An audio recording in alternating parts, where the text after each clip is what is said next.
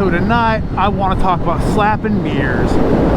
We've all seen it on the videos, you know, the biker gets mad at a car for X amount of infraction, slaps the mirror, you know, or, you know, you're a biker, you've done it, you condone it, you're against it. I know there's all sorts of passionate feelings on this. So I bring this up because, so last night, you know, I was riding around, and I went to the grocery store, and I have my helmet in my hand, and the GoPro hanging off it, and on my helmet, you know, it's a smile, you're on camera, YouTube symbols, and this younger Mexican dude, my cashier, asked me, he's like, oh, you're one of those guys that does videos and all that? Yeah, I do that. You know, he's like, so are you one of those ones that slaps the mirrors off? You know, I've seen it on TikTok and all that. So I gotta tell you my stance on it. I used to be way for it, man. Like, you mess with me, I wanted to slap the mirror. Not always a possibility. I mean, you're talking about, that's like me getting mad at an elephant wanting to rip his ear off. Like, let's be real. It's not an easy thing to do. It's not as easy as you think. I have done it once. Not really proud of it. It wasn't nearly as satisfying as I thought it would be. And so this is what I told him. I said, no, man. I was like, they weigh 4,500 pounds. I am just a little guy. I weigh 450. Like, that's a horrible idea to pick a fight with them. And then I did admit to him, I was like, I've done it once. It wasn't nearly as satisfying as I thought it would be. You know, it's a little bit freaky because you gotta get, oh. Okay, I swear I'm not drinking, y'all. You gotta get pretty close to them. I mean, I'm gonna give you an example here. Let me get out of this corner because apparently I'm one of those guys where my kickstand leans my back more than I do. I mean, look how, so like you gotta get, for me to get to that line, I gotta get right up on it, boom. That's where I would be next to that car. Imagine that's that car right there. And mirrors are hard, they hurt. Plus you're already gonna say you're all mad, you're speeding up next to them. So you got all that inertia mixed with a slap or a punch or however you want to do it. Normally doesn't even break the mirror, just folds it back. And I used to be all for it, and there are situations where they maybe do have something coming. I have learned to try to be the bigger man. I'm not going to be the one they got it coming from. I'm not going to do it. It's a horrible fight to take. Can you imagine the cops explaining to my wife that I was trying to slap the mirror off guard, which makes me the aggressor, and they ran me over, which makes them right? Can you imagine that? How she would feel? And there'd be no one to blame but me. I mean, a little bit the car. It's just because you can take that extreme doesn't mean you should. And normally when someone does slap mirror, they did something to deserve it, whether the car is admitted or not. Now sometimes the biker is just being whiny. I mean, let's face it, some bikers are whiny. Hell, I'm a little whiny sometimes.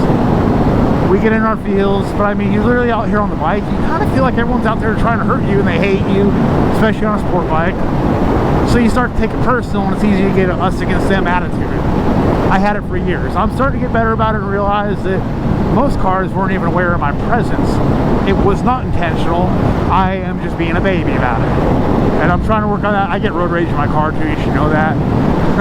I try so hard not to. I'm trying to grow and be a bigger man, guys. You gotta bear with me. I know I'm 41. Probably not gonna change if I haven't changed by now. But I am trying, guys. I do try to grow and be a better man every day. Where is that? There's that exit. Oh my God, I thought it was right here. Alright. A little bit chilly out here. I just wanted to get a little ride in, record a couple videos. I did one right before this. I'm trying to stock up. So, plus I'm trying to do videos where I don't have to do editing because I live a very busy life and it's hard for me to sit down and do videos, you know? And honestly, I've been into Call of Duty Zombies lately. So when I sit at the computer, the PlayStation's right there, and I tend to grab the controller more often than the keyboard and mouse. So I'm just trying to put up videos. Down the road I will get better, go back to editing, get better at it, get a better video editing program. But right now I'm just doing little stuff, grow my following, and just showcase my personality. Not all the fancy stuff, not trying to make it a business, just do what I originally set out to see. This is what I do. I originally set out, I just wanted to record videos for years now. I finally got to it. But then I'm like, oh, there's money to be made with this. So I gotta follow all these tips and advice, the good thumbnail, the catchy title, the title is searched a lot, and all this fancy video editing. And I think I was shooting myself in the foot, man, because the thing about being fake is people can smell fake. So I'm just gonna be genuine me, have fun recording the videos, put them up, y'all watch them, that's cool. If not, That's also cool. For those of you that watch them, y'all the MVPs, I love y'all and I appreciate it. I'm not going to promote the like, share, comment, all that. I'm not going to do that, you know. I'm just going to do the videos for the love of it, and if it's meant to be something, it'll happen. The universe will handle it. If not, I'm going to have fun doing it, and I got most of my rides on camera, so if something happens, I'm covered legally, or I screw myself with the footage. But yeah, that's all. So I'm just going to go back to being more genuine with it and just roll around and motovlog. I mean, that's the whole point. You just be yourself. Don't try to sell it. People can sense that. People hate fake. I hate fake. Yeah, I mean, it's one of the things I like about some of my favorite motovlogs, because I like they're unapologetically themselves. They're not trying to be anything else. They're not trying to follow no trends. They're just doing what they do.